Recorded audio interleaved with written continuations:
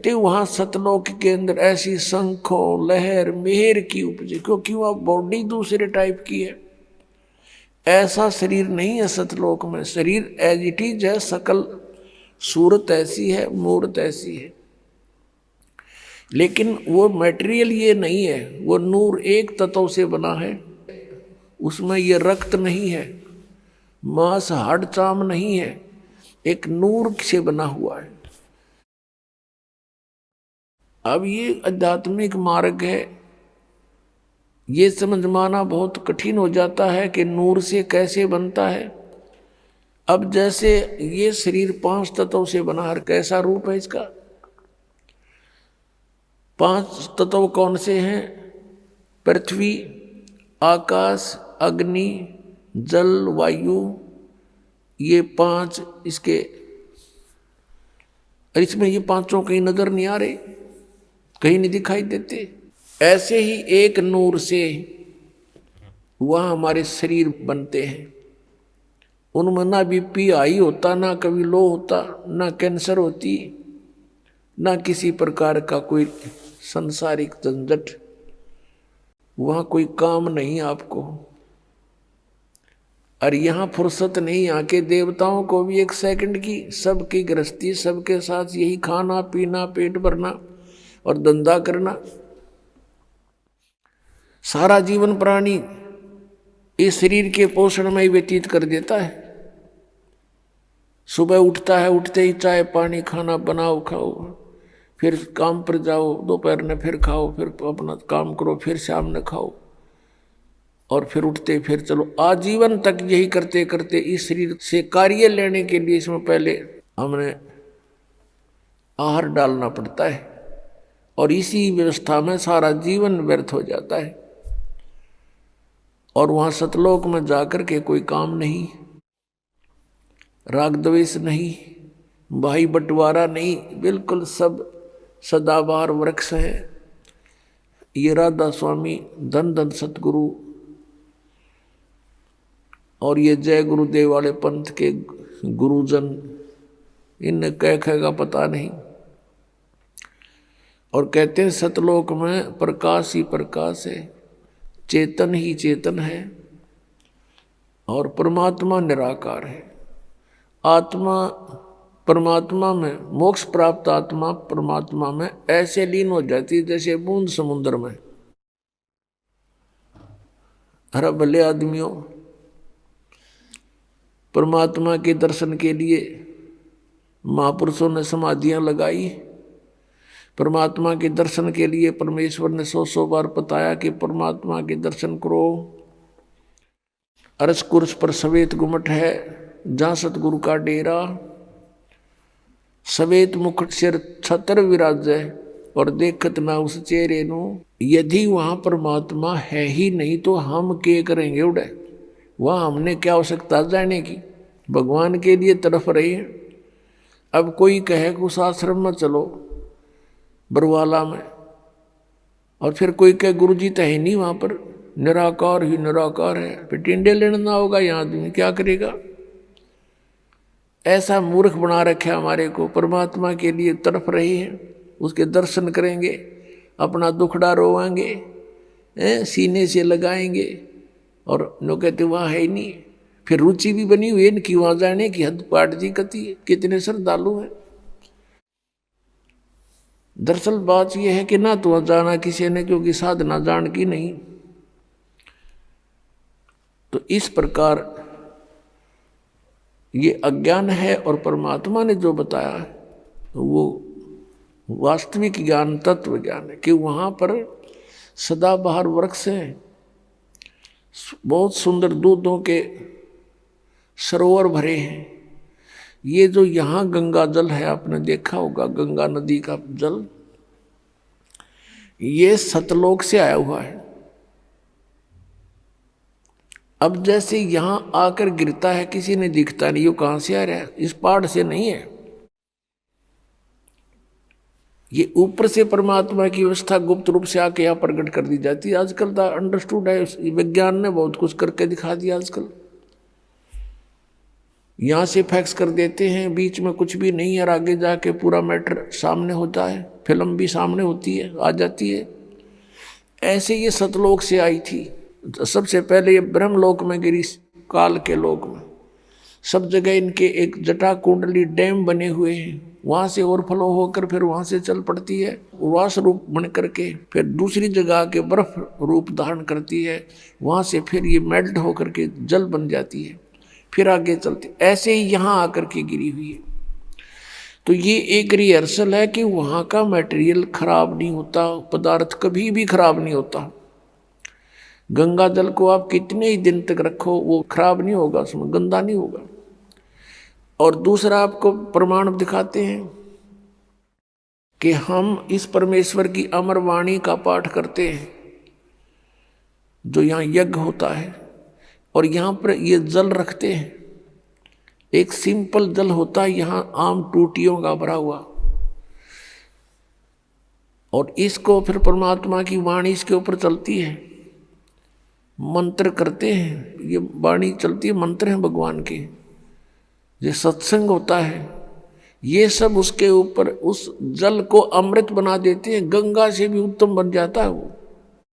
गंगा तो एक जल का काम करता है और वो एक बहुत प्रबल अमृत बन जाता है।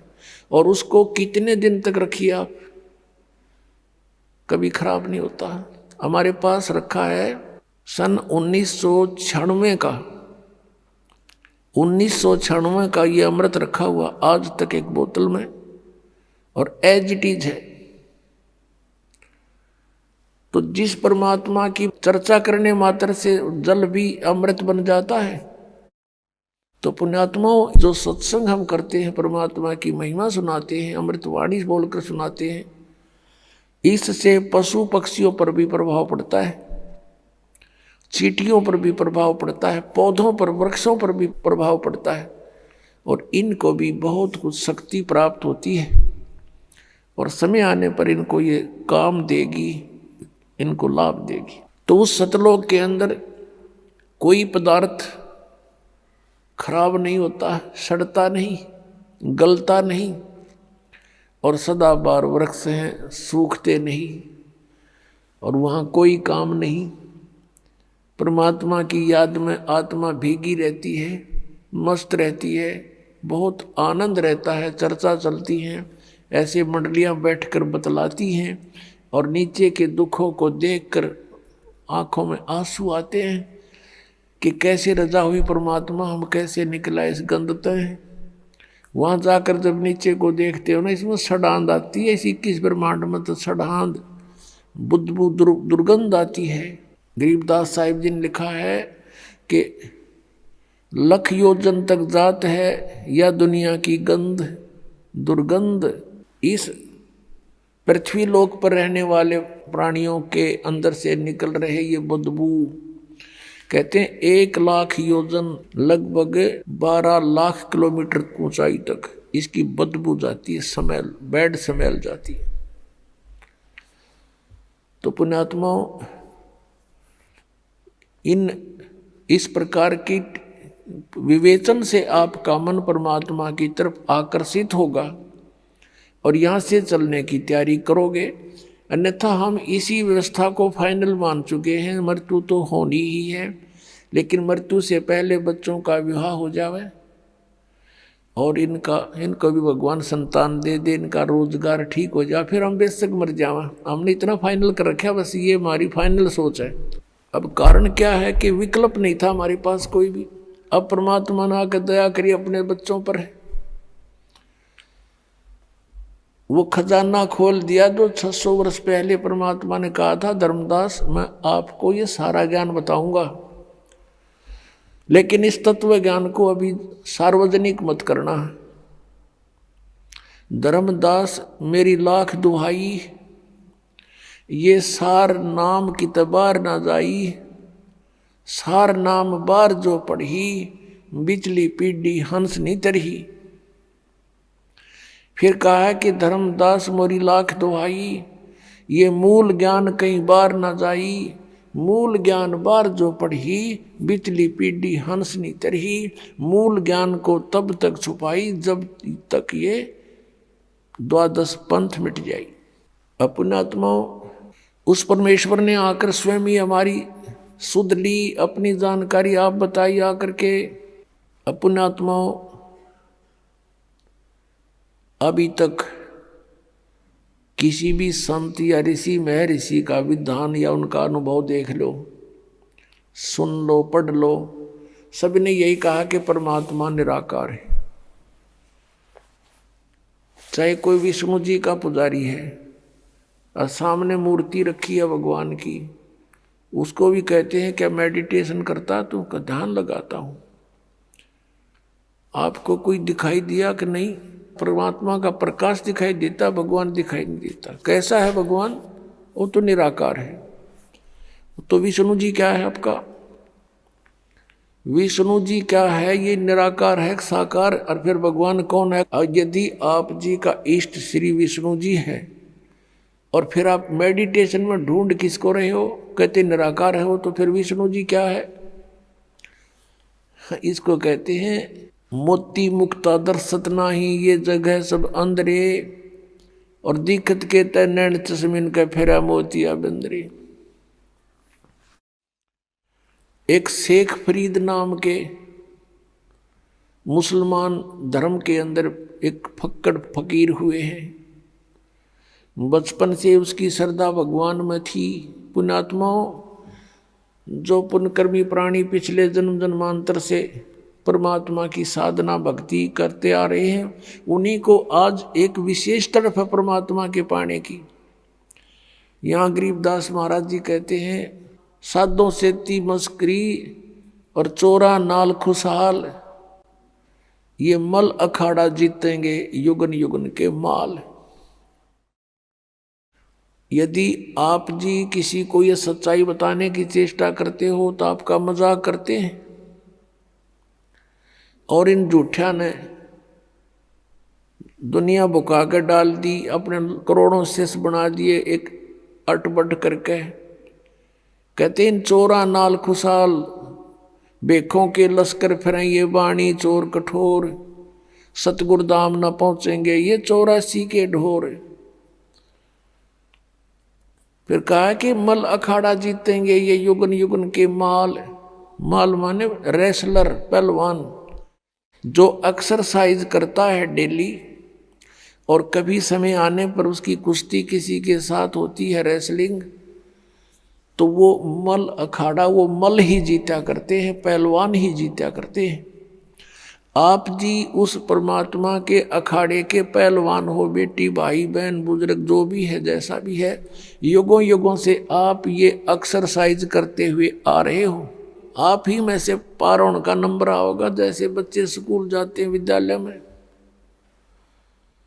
तो जो विद्यालय में जाते हैं उन्हीं में से पास होते हैं, और कोई जो पाली जाता है, गधा पर बारी लेता है, बैठ कर सवारी करता है, स्कूल नहीं जाता है, तो वो पास नहीं होते हैं।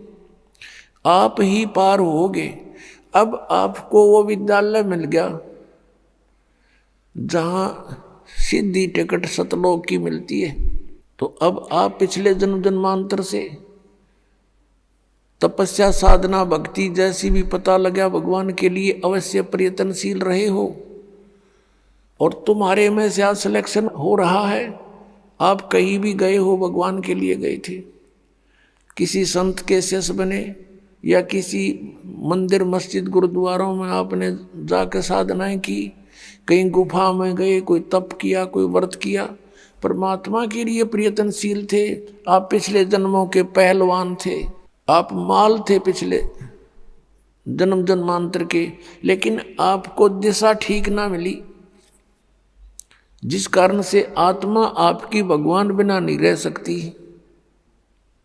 इस काल ने हमारे को मूर्ख बनाने के तरीके बहुत अपना रखे हैं। कोई शुक्रवार का व्रत रख के अपने आप को संतुष्ट मान रहा रखे रहे, कोई सोमवार का व्रत रखता है तो बहुत अच्छा रखे रहे, क्योंकि सैकड़ों समर्थक हैं, हाँ सही है मैं भी करता हूं। और ये किसी को नहीं पता कि गीता जी के 16वें अध्याय के 23वें श्लोक में लिखा है, कि शास्त्र विधि को त्याग कर जो मनमाना आचरण करते हैं उनकी न तो गति होती है, न कोई सुख प्राप्त होता है, न उनकी कोई सिद्धि प्राप्त होती है। यूजलेस। गीता जी अध्याय नंबर 16 के श्लोक 24 में तुरंत कहा है कि इससे तेरे लिए अर्जुन कर्तव्य और अकर्तव्य की व्यवस्था में सदग्रंथ ही प्रमाण है, नथिंग एल्स। किसी की दंत कथा पर मत विश्वास करना, जो अपने सदग्रंथों में लिखा है उसी में वे ऑफ वर्शिप सही है, फाइनल है। अब जैसे ये श्री कृष्ण जी के पुजारी पवित्र हिंदू धर्म में जितने भी पुण्यात्मा हैं, अब गीता जी को शिरोधार्य मानते हैं और नाम जपते हैं हरे राम हरे कृष्ण, राधे राधे श्याम मिला दे, ओम नमः शिवाय, ओम भागवते वासुदेव नमः, एवं नमः। ये पता नहीं कितने मंत्र बना रखे। गीता जी में है कोई मंत्र ऐसा? गीता जी में फाइनल फैसला कर रखे है। गीता जी अध्याय नंबर 8 के श्लोक नंबर 13 में कहा कि ओम इति एक अक्षरम ब्रह्म व्यवहारण महामनुसमरण ये प्रयाति तदन देहम सयाति परमाम गति। मुझ ब्रह्म का, माम ब्रह्म, मुझ ब्रह्म का केवल ओम इति एक अक्षरम, ये ओम एक अक्षर है, नथिंग एल्स, और कुछ नहीं।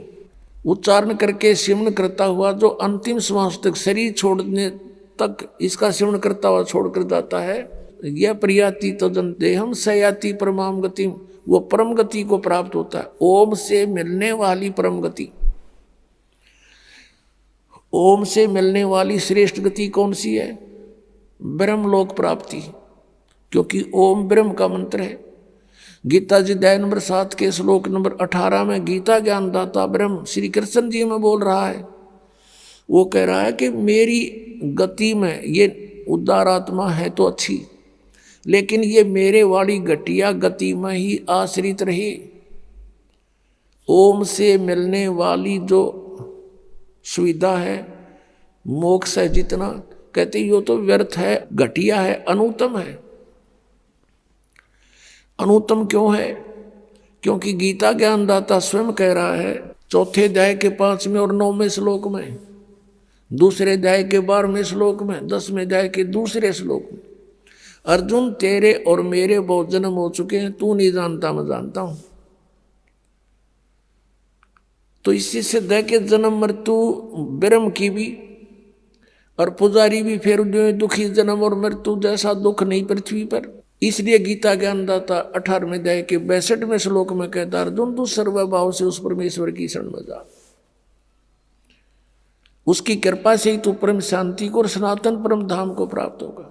अब पुण्यात्माओं 17वें अध्याय के 23वें श्लोक में गीता जी में स्पष्ट किया है कि उस सच्चिदानंद घन ब्रह्म की पूजा यानी तत्ब्रह्म, उस परम अक्षर ब्रह्म की साधना का 3 मंत्र का जाप है, उसको प्राप्ति का।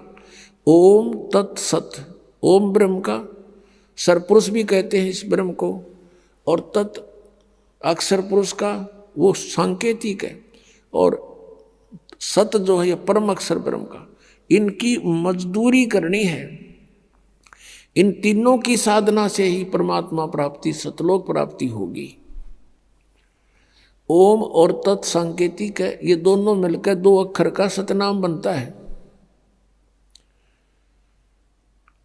और तीसरा वो सार नाम है जो सत कहा है गीता जी अध्याय नंबर 17 के श्लोक 23 में। तो कहने का भाव ये है कि हम साधना करने का खूब कोशिश की हमने, अब पढ़े गीता और नाम ले हरे कृष्ण कृष्ण कृष्ण हरे हरे राधे राधे, कोई बात हुई या? बालकों का खेल बना रखा हमने, भगवान की तरफ जरा भी ध्यान नहीं दिया। गीता जी में है कहीं ये मंत्र, फिर जाप किस लिए कर रहे हो? परमात्मा का विधान है ये। यदि कहो कि तुम कि पुराणों में ऐसा लिखा है, पुराणों में भी, पुराण क्या चीज है, गीता जी क्या शास्त्र है। 4 वेद पूर्ण परमात्मा ने, सत्य पुरुष ने इस ब्रह्म के अंतःकरण में फीड कर दिए थे। 5 वेद किए थे, सूक्ष्म वेद भी जो परमेश्वर ने स्वयं आकर बोलना पड़ा, इसने नष्ट कर दिया फिर, और उसमें ऐसे फीड कर दिए जैसे उसका निर्धारित समय रख दिया, इतने समय के बाद वो अपने आप इसके श्वासों के माध्यम से बाहर निकल आए। इसने सारे के सारों को पढ़ा तो इसमें देखा कि जो 5वां वेद है उसमें पूरा निर्णायक ज्ञान है, कबीर इज गॉड, वो साकार है, मनुष्य दृश्य है, और उसकी भक्ति की विधि ये है, उसमें सारा कंप्लीट था। तो इसने 5वां वेद नष्ट कर दिया। 4 वेद जिसमें महिमा तो परमात्मा की है, लेकिन वे ऑफ वर्शिप नहीं है, उसमें पूजा की विधि नहीं है। वो 4 वेद अपने पुत्र ब्रह्मा को दे दिए। ब्रह्मा जी ने उनको पढ़ा, जैसा भी अभी तक इनके समझ में नहीं आ रहा ये है कि क्या कहानी है। तो ब्रह्मा जी से ही ज्ञान प्राप्त हुआ, किन्होंने? अन्य ऋषियों ने। तो उन अन्य ऋषियों का और साथ में इस ब्रह्मा जी का जो ज्ञान है वो पुराण है, और वेद ज्ञान है गॉड गिवन। गीता जी जो श्रीमद् भगवत गीता, ये भी वेद ज्ञान है। इसमें थोड़ी सी इसने अपना मिक्सर कर रखा है। गीता जी में जगह जगह इसने कुछ संकेत दिए हैं कि ये मेरा मत है, उसका मत छोड़कर बाकी सब वेद ज्ञान है। अपनात्मा वेद जो हैं ये परमात्मा का विधान है, आदेश है, संविधान है। और जो पुराण है उनमें किसी ऋषि या ब्रह्मा विष्णु महेश देवता का आदेश है, उनका अपना अनुभव है। तो हमने गीता जी के अतिरिक्त, वेदों के अतिरिक्त किसी की भी आदेश की पालना नहीं करनी है। यदि हम परमात्मा के विधान के विरुद्ध किसी की आज्ञा का पालन करके साधना करते हैं तो वो शास्त्र विधि को त्याग कर मनमाना आचरण है। पुराण जो है ये हेल्प करते हैं केवल परमात्मा की महिमा को समझने के लिए, लेकिन परमात्मा पाने का केवल गीता जी और वेद ही विधान है। और 5वां वेद जो परमात्मा ने स्वयं आकर बोला, जो सच्चिदानंद घन ब्रह्म की वाणी कहलाती है, कबीर वाणी, वो उसमें सारे ही ज्ञान है, इंक्लूडिंग 4 वेद और साथ में गीता और पुराण, सभी उसमें इंक्लूड है। एक व्यक्ति था, उसका मित्र एक था SHO। उसने अपने मित्र से कहा कि मेरा जो पड़ोसी है साथ वाले मकान का, वो मुझे बहुत परेशान करता है, किसी तरह बाज नहीं आता है, मैं क्या करूं? अब SHO ने कहा कि मार लठ उसका माप देख लूंगा। पहले ऐसे समय थे। अब उसने अपने मित्र उस दरोगा जी का आदेश पालन करके अपने पड़ोसी से झगड़ा ठान लिया, लट्ठम लट्ठा हो गए, पड़ोसी मर गया। अब वो साथ वाले मकान का व्यक्ति मर गया तो उसको पकड़ कर ले गया वही SHO जो उसका मित्र था, और कोतवाली में दे दिया और उसको सजा होगी, सजाए मौत होगी। अब उसने क्या गलती करी कि राजा का विधान है कि कोई किसी की हत्या करेगा उसको सजाए मौत दी जाएगी। उस व्यक्ति ने एक अधिकारी की आज्ञा का पालन करके और अपने साथी का लठ मार कर मृत्यु कर दी, राजा का विधान तोड़ दिया। अब राजा के विधान अनुसार उसको सजाए मौत होगी, वो अधिकारी कुछ नहीं कर सका। तो पुण्यात्माओं, हमने ऐसे जानना है कि जो वेद और गीता ये परमात्मा का विधान संदेश है, इसमें जो लिखा वही फाइनल है। इसके अतिरिक्त ऋषियों की, देवताओं की जो अपने अनुभव की बातें हैं वो हमने पूजा की विधि में स्वीकार नहीं करनी, क्योंकि वो एक अधिकारी का आदेश हो जाएगा, उसको पालन करने से भगवान का विधान खंड हो जाएगा और हम दोषी अपराधी हो जाएंगे। अब प्रसंग चल रहा है कि आज तक हमें परमात्मा की जानकारी यथार्थ रूप में नहीं हुई। एक शेख फरीद नाम का मुसलमान धर्म में उत्पन्न एक पुण्यकर्मी प्राणी था। पुण्यात्माओं, हम आज से नहीं जन्म मर रहे, असंख्य जन्म हो गए, और इस चतुर्युगी में हम सतयुग से लेकर आज तक जन्मते मरते रहे हैं। और इस कलयुग से पहले हम अलग, ना कोई मुसलमान था, ना हिंदू था, ना सिख था, ना ईसाई था। सब वैदिक धर्म को मानने वाले होते थे, वेदों अनुसार ओम नाम का जाप करते थे, और कोई साधना वो सिर्फ यज्ञ हवन आदि करते थे, 500 यज्ञ किया करते थे। अब हमारे आपस में संस्कार एक दूसरे के मिक्स हैं। आज कोई हिंदू धर्म में जन्मा है तो कल मुसलमान धर्म में जन्म ले सकता है। आज कोई मुसलमान धर्म में कट्टर हुआ बैठा, कल मृत्यु होगी, उसके बाद वो हिंदू धर्म के अंदर जन्म ले सकता है। ईसाई के भी ले सकता है, ईसाई भी की मृत्यु के बाद ईसाई भी यहाँ आ सकते हैं हिंदू धर्म में, और सिख धर्म में भी जा सकते हैं। तो कहने का भाव यह है कि हमने अपनी बुद्धि को बहुत ऊपर उठाना पड़ेगा, तब हम इस काल के जाल से निकल पाएंगे। तो पुण्यकर्मी प्राणी शेख फरीद बचपन से ही परमात्मा में उसकी श्रद्धा बनी, पिछले संस्कार प्रबल थे उसके लिए थोड़ा सा कथा सुनाते हैं कि वो शरारती बहुत था, उलाने बहुत लाता था, गांव में जाकर के दूसरे बच्चों के साथ झगड़ा कर देता था, किसी को कुछ छेड़छाड़ कर देता था आपस में बच्चों के साथ, या किसी के घर में घुस के उनका कोई बर्तन उठपटंग कर देता था, उलाने आते थे। उसकी माता बहुत तंग होगी, उसने सोचा अब क्या करूं, इसको कैसे शांत करूं। तब उसने एक दिन सोचा कि इसको कहती हूं कि बेटा तू नमाज कर ले। शेख फरीद की माता ने कहा कि बेटा तू नमाज करा कर। छोटा ही बालक था, 3-4 वर्ष का। कहने लगा क्यों, मैं क्यों करूं नमाज, मुझे क्या मिलेगा। और वो उसका फेवरेट फ्रूट था खजूर, जो है वो खजूर बहुत खाता था, उसको बड़ा पसंद थे। उसने कहा, माँ ने कहा बेटा अल्लाह तुझे खजूर देगा। कि सचमुच? प्रतिदिन? हाँ प्रतिदिन देगा। वो कहने लगा माँ बता फिर कैसे करते नमाज। न बोली डट जा, कोई समय होता है नमाज करने का, मैं बताऊंगी, इतना बैठ जा। वो इतना बैठा रहा।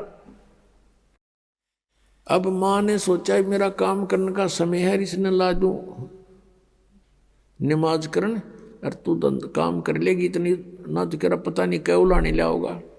उसने एक कपड़ा बिछाया और कहा बेटा ऐसे मत्था टेक ले और यूं कहता रहे अल्लाह मुझे खजूर दे, अल्लाह मुझे खजूर दे, यही नमाज है। और तो उसके याद क्यों होती बालक के। जब उसने वो काफ़ी देर करता रहा, उसकी मम्मी ने क्या किया, एक पत्ते में खजूर लपेट के, थोड़ा सा खजूर 2 पत्तों में, उस कपड़ा बिछा रखा था उसके नीचे रखे ही।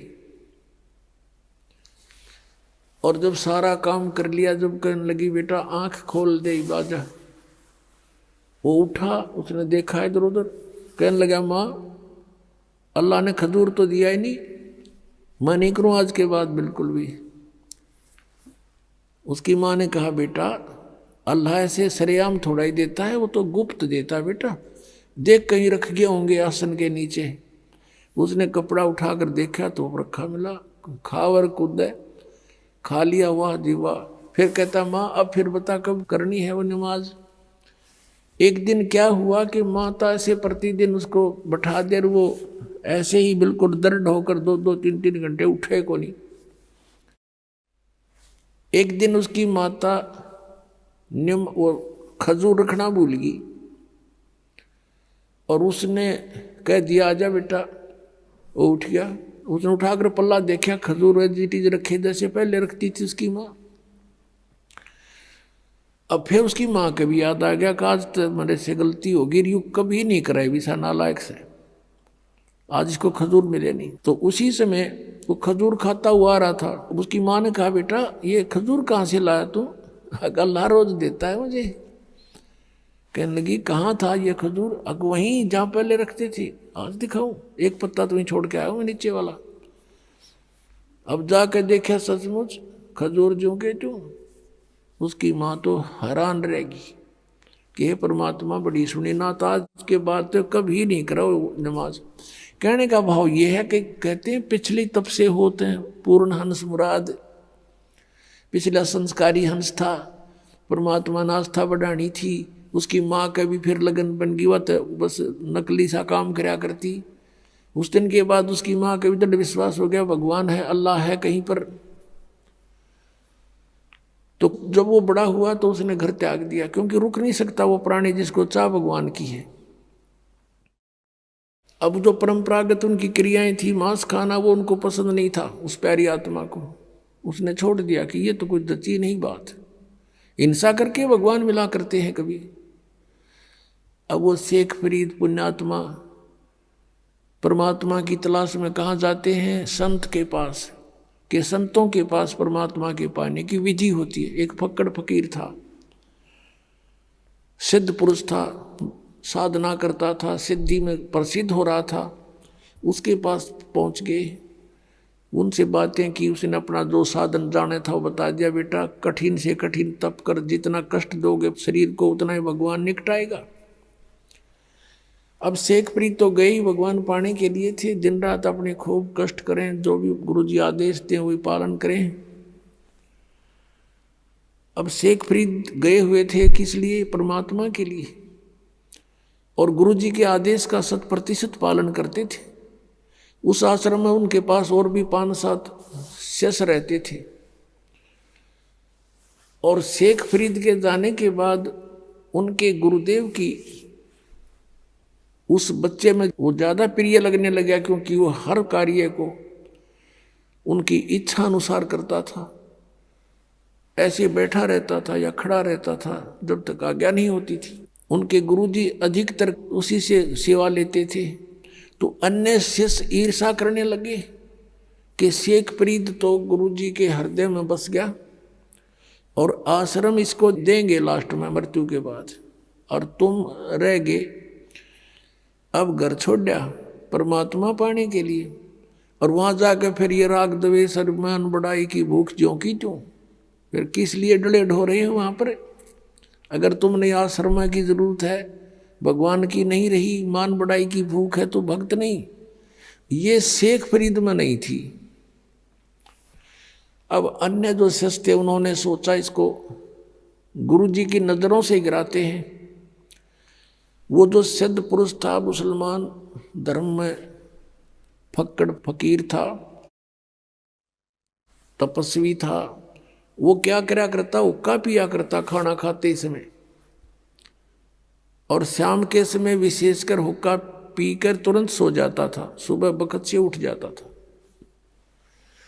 तो आश्रम में प्रत्येक भक्त की एक दिन की सेवा बांट रखी थी कि इस दिन वो सारी सेवा करेगा, इस दिन वो करेगा, इस दिन वो करेगा। जिस दिन शेख फरीद की सेवा का टर्न आया, उस दिन अन्य सेवकों ने सोचा कि आज इसको गुरुदेव के नज़रों से गिराते हैं। वर्षा का मौसम था, लेकिन वर्षा नहीं हो रही थी। शेख फरीद ने शाम के समय खाना बनाया गुरुजी के लिए, और गुरुजी के हुक्के के लिए पहले ही अग्नि तैयार कर देता था। उसने अग्नि तैयार कर ली थी, खाना खिलाने गया हुआ था। पीछे से उनके अन्य ईर्षालु साथियों ने वो अग्नि बुझा दी, पानी पूनी छिड़क दिया। अब शेख फरीद ने तो ये सोचा था कि 2 मिनट में हुक्का भर के दे दूंगा, और वो गुरुजी इतना क्रोधी था, अगर 5 मिनट लेट हो जाता ना कोई भी किसी कार्य में, उससे इतना नाराज हो जाता, उसको डंडे मारता था और कई दिन तक उसको सेवा नहीं देता था। तो अब शेख फरीद जी गए अपनी मस्ती में कि जाके हुक्का भर दूंगा। जाके देखा आग नहीं है। अब शेख फरीद को तो भाई चिंता का विषय हो गया। इधर देखा उधर देखा, अग्नि नहीं बिल्कुल भी। थोड़ी सी दूर पर देखा कि गांव था, नगर था, वहां से 1 किलोमीटर की दूरी पे वहां धुआं उठ रहा था। चलम उठा के भाग लिया पूरी स्पीड पे। वहां जाकर देखा तो एक माई चूल्हे में अग्नि जलाने की चेष्टा कर रही थी, फूंक मार रही थी, और आंखों में पानी गिर रहा था। धुआं वापस आकर उसको परेशान कर रहा था। अब शेख फरीद दौड़ा दौड़ा गया, माई माई कहाँ, कौन है? हाँ महाराज क्या बात है? कि माई आग दे दो, हुक्का भरना है। वह माई थी नरी निकम्मी, नो बोली आंख फूट जाना जब आग मिला है, आंख फुटवा ले तू भी अपनी। अब वो बोला आदमी था, साधु संत बोले वाले होते हैं, अकमाई आंख फूटने से अग्नि मिल जाएगी? कहाँ मिल जाएगी? वनु का कर फिर फू फू करने लगी। अब उसने दे के चिमटा आंख में और बाहर निकाल कर रख दी, ले माई आग दे दे मुझे, ये आंख फोड़ ली मैंने। अब माई ने देखा, उसके तो पाया तले की धरती निकलेगी कि तू उस महात्मा का शिष्य है, वो बड़ा सिद्ध पुरुष है, और उसने कुछ वचन बोल दिए तेरा नाश हो जाएगा। उस माई ने सारी अग्नि बाहर काट दी चूल्हे थे, अकले बाबर ले। अब वो फटाफट धर के आकर उस आँख के एक बांध का कपड़ा सा और सपीटते फिर भाग लिया। उधर से गुरुजी ने आवाज लगाई, रे शेख फरीद, रे फरीद कित मर गया। तीसरी आवाज जब लगाई, जब 2 एकड़ की दूरी से आवाज करी, आ गया गुरुजी, आ गया गुरुजी। गुरुजी ने पूछा भी क्या बात है, इतनी देर कैसे लगा दी? जी आग, मौसम वर्षा का था, गुरुदेव अग्नि जलाई थी लेकिन आग बुझ गई, गांव से दौड़ के लाया हूँ। अका अच्छा रख दे। अब अग्नि रख दी, तो उक्का पीड़ का सोने की तैयारी में था, उसने देखा अंधेरा सा हो गया था, कह आँख का केला गया। जी आपके रहते क्या लगे गुरुदेव, क्या लगे? नुका के बाहर निकल गया। कहा अच्छा भाई।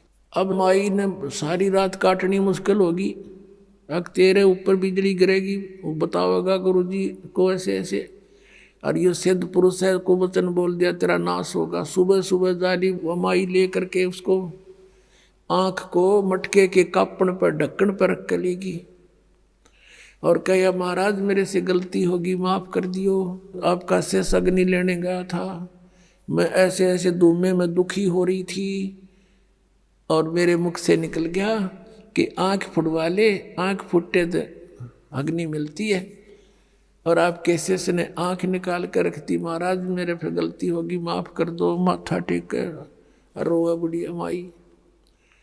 अब उस गुरुजी के समझ में नहीं आ रही या कहना के चाह रही है। वो बोला माई मुझे ढंग से बता क्या बात है। कहने लगी जी ऐसे ऐसे बात थी। शेख फरीद को बुलाया, अरे फरीद इधर आ। कहाँ जी? अरे क्या हो गया? अका आपके रहते क्या हो गुरुदेव, आपके दास को आपके रहते क्या होना था, ये कपड़ा क्यों बांध रखा है? अरे जी ऐसे ही करके बोला खोल दे इसको।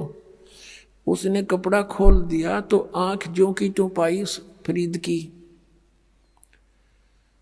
अब वह माई देख कर हैरान रहेगी, लेकिन दूसरी आंख से वह कुछ छोटी बन गई।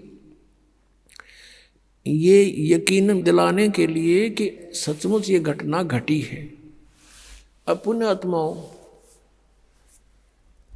ऐसे सिद्ध पुरुष और ऐसे करामात दिखा देते हैं तो फिर उसके ऊपर शंका हो किसने?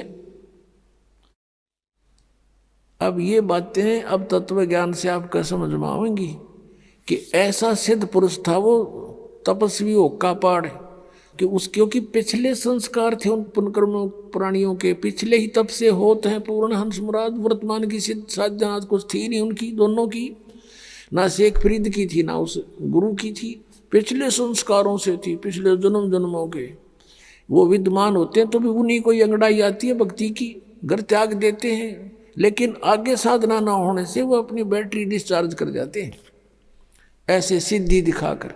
अब सब जगह आस पास चर्चा का विषय हो गया। उस महाराज की वाह वाह होगी कि एक बालक की ऐसे ऐसे आंख भी पूरी कर दी उसने।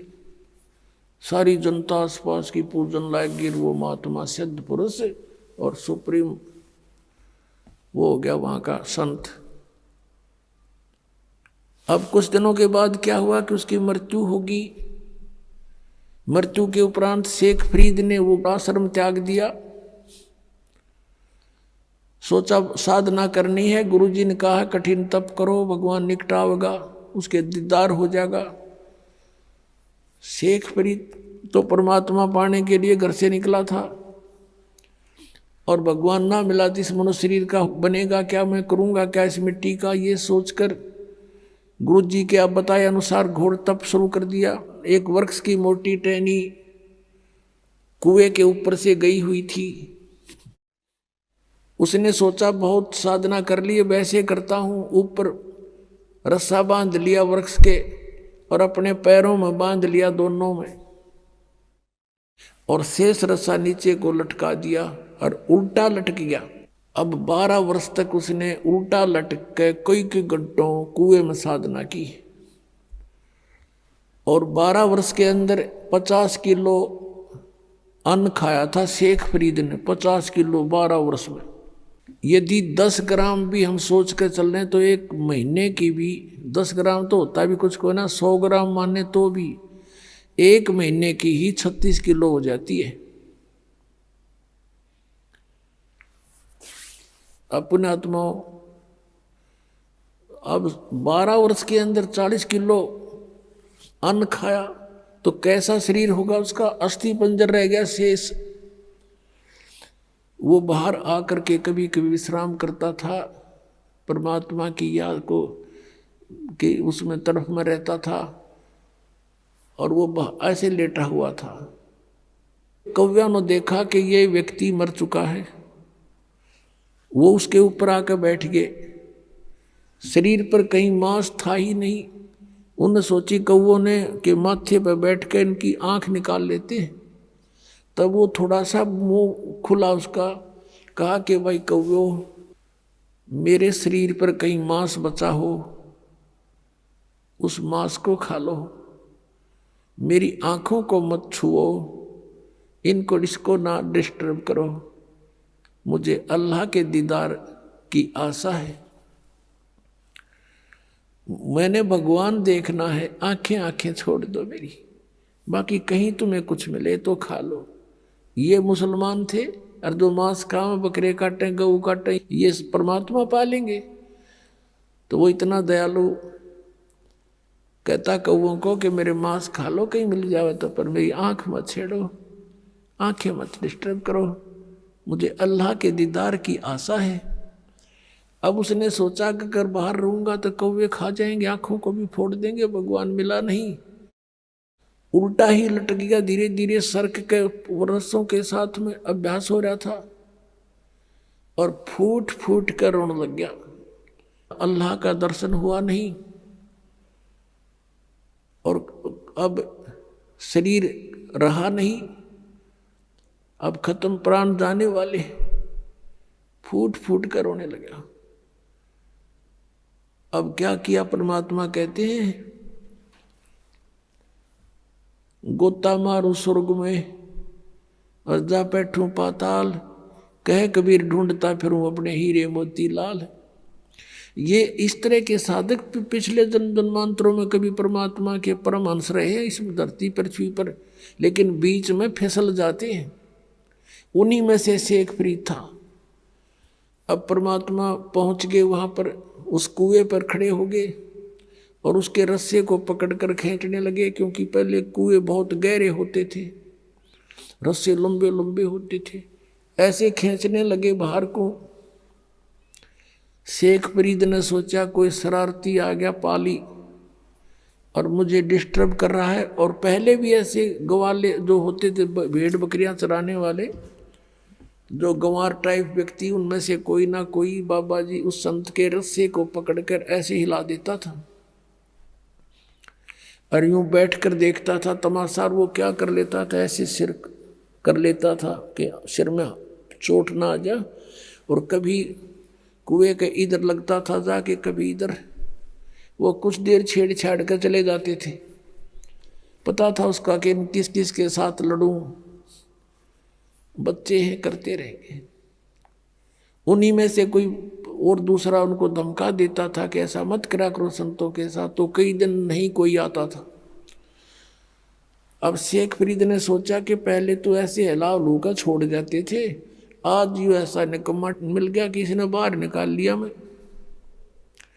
अब वो बाहर निकालते निकालते उल्टा लटका लटका कहता है, अरे भाई मुझे ना छेड़े, मुझे डिस्टर्ब ना करे, मैं अपना काम कर रहा हूं, तू अपना काम कर। परमात्मा ने कहा कि तू क्या कर रहा है यहाँ पर?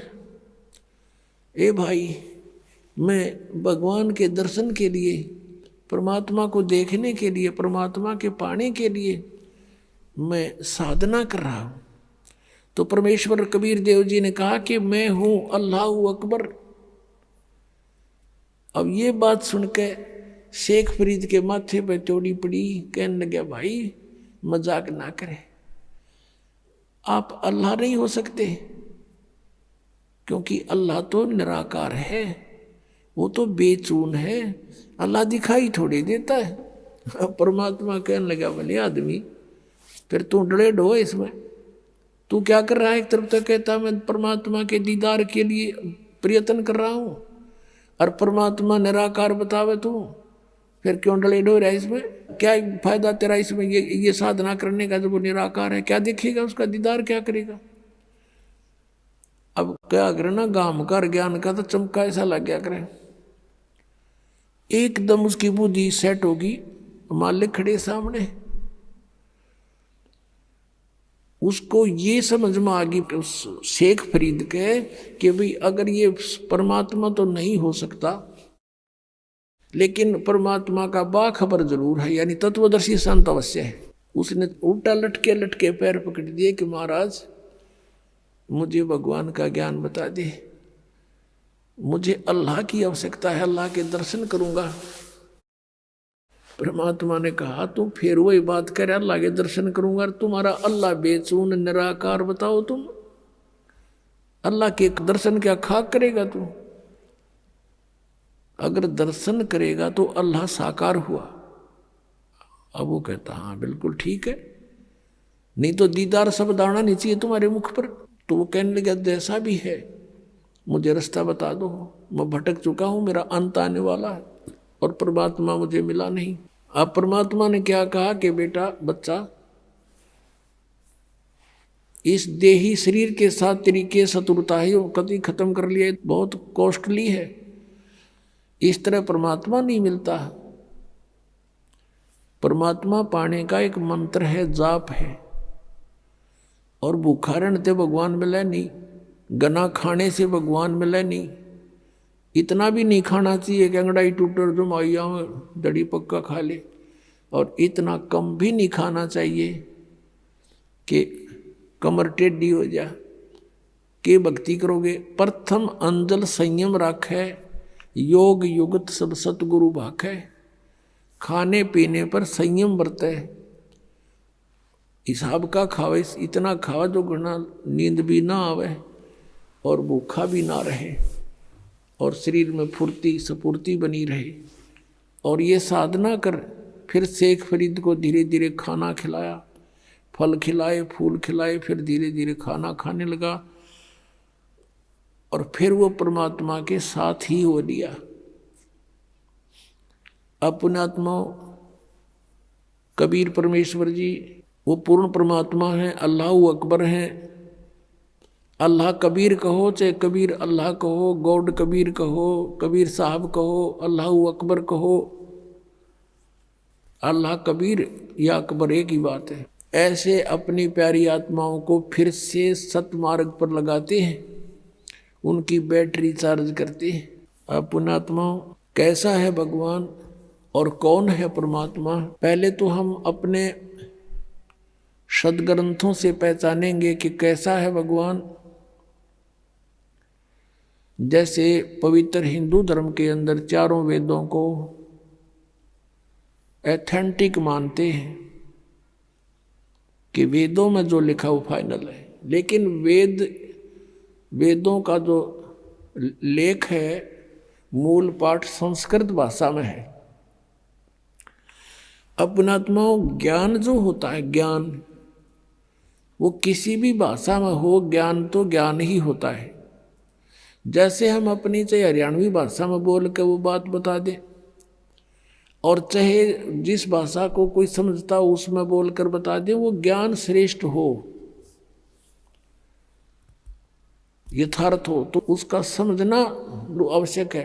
अब एक भाषा को जान लेने से विद्वान नहीं हो जाता। जैसे संस्कृत भाषा को जानते थे ब्राह्मण वर्ग, और इन्हीं को पहले सतयुग त्रेता द्वापर तक इन्हीं को शिक्षा ग्रहण का आदेश था, दूसरे वर्ग को नहीं था, वर्ण को नहीं था। परमात्मा चारों युगों में आए हैं। सतयुग में सत सुकृत नाम से आए, तब इस मनु जैसे ऋषियों से मिले, ब्रह्मा से मिले, विष्णु से मिले, शिव जी से मिले। इनको यथार्थ ज्ञान समझाया, इन्होंने ध्यान से सुना, लेकिन बाद में काल ने इनकी बुद्धि को बदल दिया कि ये झूठ बोलता है, ऐसा कुछ नहीं है। तो तीनों ने बगावत कर दी, भगवान की वाणी को स्वीकारा नहीं। मनु जी ने भी परमात्मा का नाम बिगाड़ दिया कि ये वामदेव है। वाम माने उल्टा, उल्टे अर्थ करने वाला, क्योंकि कबीर परमेश्वर कहते थे मैं परमात्मा हूं, तो इस बात का बहुत मजाक उड़ाते थे वो कि ये भगवान है, ये ब्रह्मा विष्णु महेश से भी ऊपर मानता है, मेंटल है, मेंटल। वो कहा करते कि भगवान तो निराकार है, प्रकाश ही प्रकाश है। परमात्मा कहा करते कि ऊपर भी मैं ही हूं, नीचे भी मैं ही हूं, दोनों ठोड़ पर मैं ही हूं। तो उसका नाम वामदेव रख लिया, वामदेव। वाम माने उल्टा, उल्टी खोपड़ी वाला, वामदेव उल्टी खोपड़ी वाला भगवान। नहीं माना, कहने का भाव किसी ने नहीं माना परमात्मा को परमात्मा। त्रेता युग में मुनिंदर नाम से आए थे, और द्वापर में करुणा में नाम से आए थे, जो सुपद सुदर्शन के गुरु जी बने थे। और त्रेता युग में आए थे जब मंदोदरी और नल नील और लंका के अंदर जो एक चंद्र विजय भाट था, उसके 16 सदस्यों ने नाम लिया था, और भी कुछ एक अच्छी आत्माओं ने परमात्मा की शरण ग्रहण की थी। अब कलयुग के अंदर वो परमात्मा आए और अपना यथार्थ ज्ञान स्वयं ही बताना पड़ता है परमात्मा को प्रत्येक युग में आके। अब जो परमेश्वर आए थे 600 वर्ष पहले बनारस में, उस समय भी परमेश्वर यही कहा करते थे कि तुम जिन भगवानों की पूजा करते हो, इनकी पूजा का विधान वेदों में नहीं है, और ब्रह्मा विष्णु महेश को आप अजर व अमर मानते हो, ये अजर अमर नहीं है, इनकी जन्म मृत्यु होती है। 3 देव की जो करते भक्ति, उनकी कदे ना हो मुक्ति। इन तीनों देवताओं की 600 वर्ष पहले परमात्मा ने बताया था कि दुर्गा इनकी माता है और काल इनका पिता है। लेकिन उस समय इन ब्राह्मण वर्ग के जो गुरुपद पर विराजमान थे व्यक्ति, उन्होंने परमात्मा का घोर विरोध किया और करवा दिया जनता से, और कहा कि कबीर तो अशिक्षित है, ये क्या जाने संस्कृत भाषा को, ये तो जुलाहा है, धानक है, हम ब्राह्मण हैं, हमने संस्कृत को पढ़ा, ऐसा कुछ नहीं लिखा हुआ इन पुराणों में।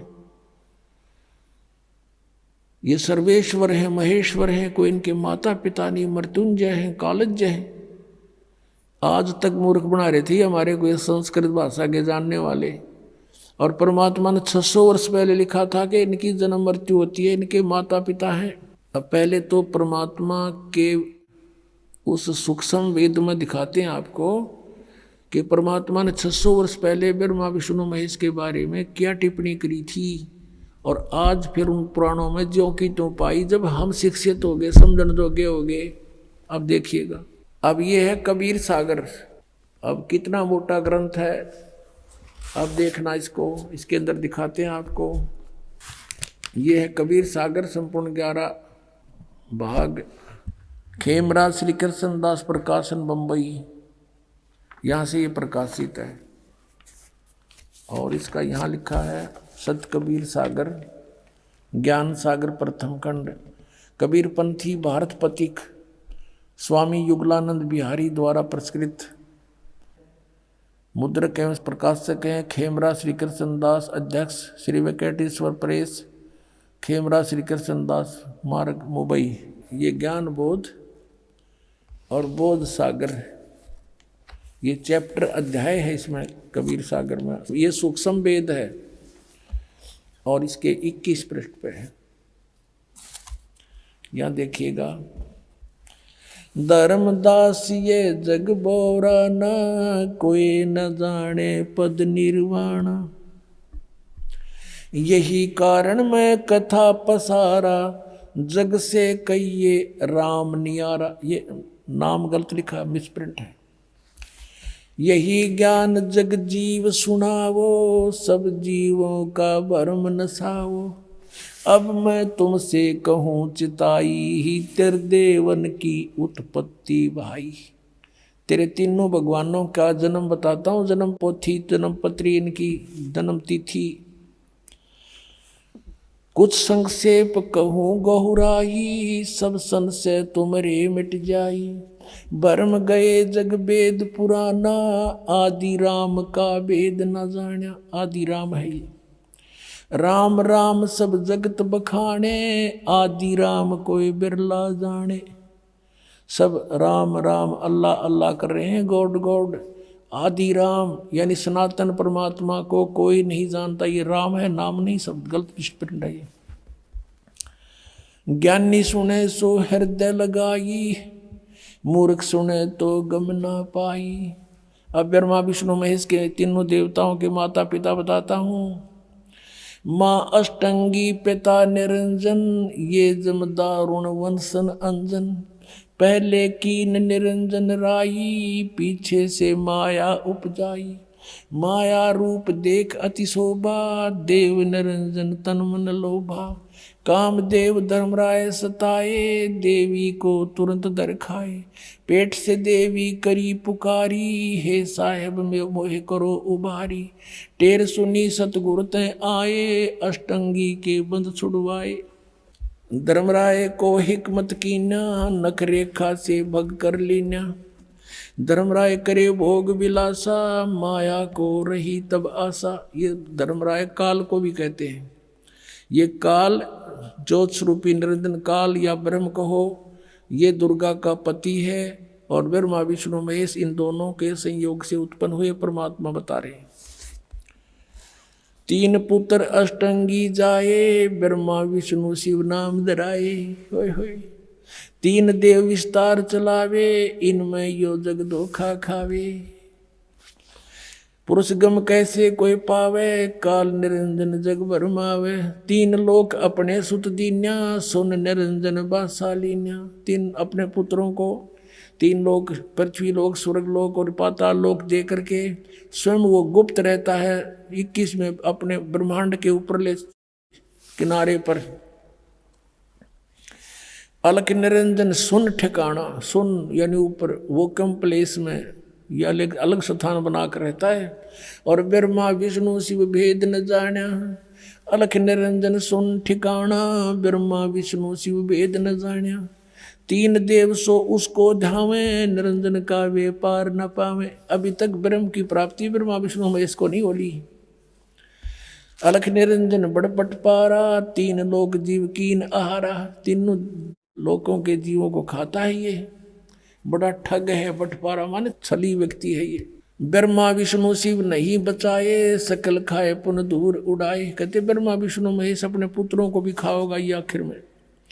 तिनके सुत हैं तीनों देवा, आंध्र जीव करते हैं सेवा।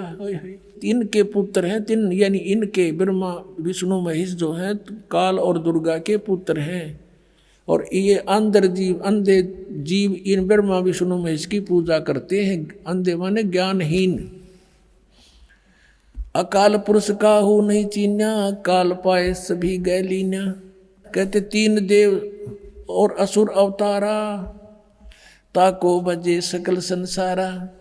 तीनों गुण का ये विस्तारा, धर्मदास मैं कहूँ पुकारा। गुण तीनों की भक्ति में ये भूल पड़ो संसार। कह कबीर निज नाम बिना कैसे उतरो पार। तीन देव की करते भक्ति, उनकी कदे ना हो मुक्ति। कबीर परमात्मा जी 600 वर्ष पहले कहा करते थे ये ज्ञान।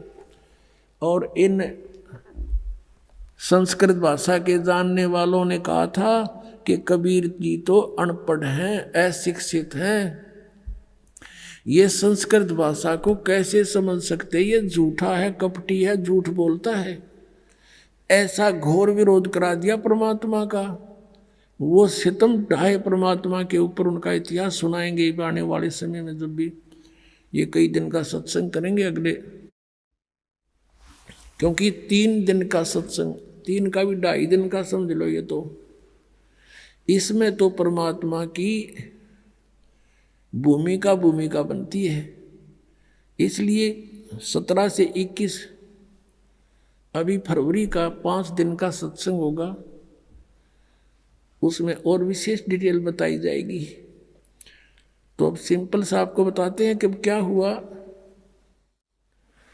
कि परमात्मा 600 वर्ष पहले आकर ये कह गए थे कि ब्रह्मा विष्णु महेश के ये माता पिता हैं, इनकी जन्म मृत्यु होती है, ये अजरमर नहीं है, ये नाशवान है, इनकी पूजा से मोक्ष नहीं। इनकी जब आप जन्म मृत्यु तो मैं मोक्ष कैसे देंगे?